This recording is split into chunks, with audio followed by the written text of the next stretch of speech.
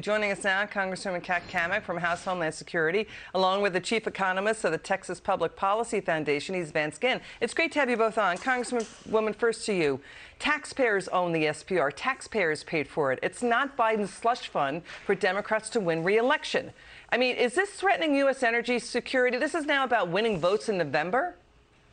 Hey, Liz, good to see you. And yes, I think that they are doing this because they are so concerned about Biden's sinking, plummeting poll numbers that they are desperate for anything. Look, the last time that Pelosi or Biden probably filled up a gas tank was the year I was born, which was 1988. So let's be honest. They know nothing about what it is like to be an average American today trying to fill up your gas tank and buy groceries for your family.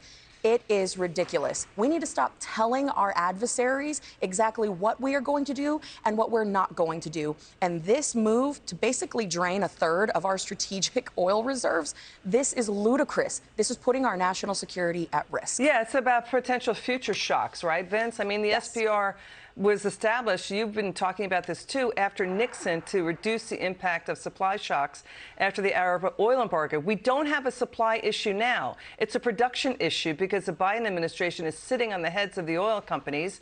It's not meant for the Democrats' shock of losing their seats in elections. We've never seen something like this before.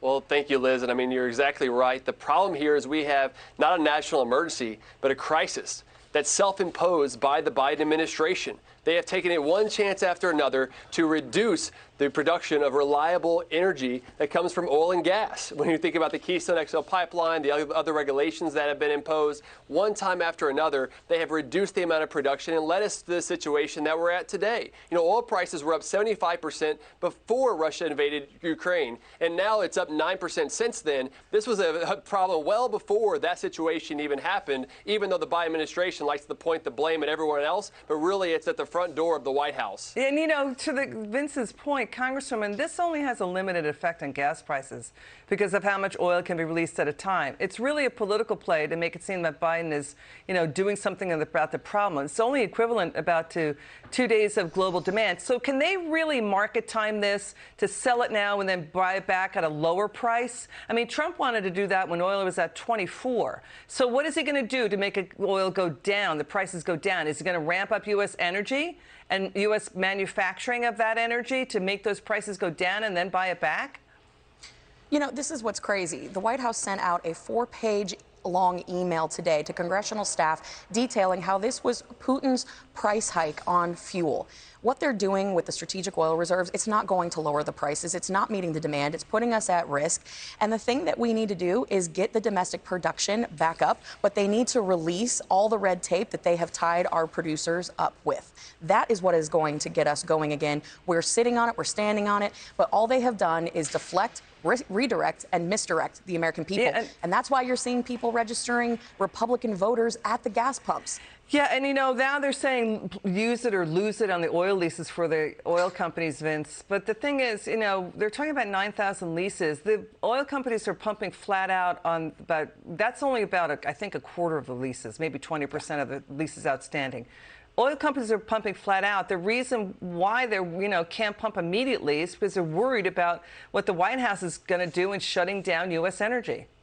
Exactly. This is not something that you turn on with a light switch. This is something that takes time to ramp up, not to mention that we have labor crises and trucking crises happening right now within our country. It is a nightmare, and we need to actually let the American public and the market work as it was intended, get government out of the way. And, Vince, I want you to take a listen to Nancy Pelosi being blasé about inflation. You know, $5,200 a year more in inflation costs. I mean, the White House is normalizing. Democrats are normalizing massive inflation spending. They're pounding a lot of money into the system. You need producers, you need jobs, consumers, production, manufacturing to mop up that excess inflation and money printing and government deficit spending. Watch Nancy Pelosi here. Watch. We cannot allow the fossil fuel industry to use this as an excuse to reverse everything we're doing to save the planet.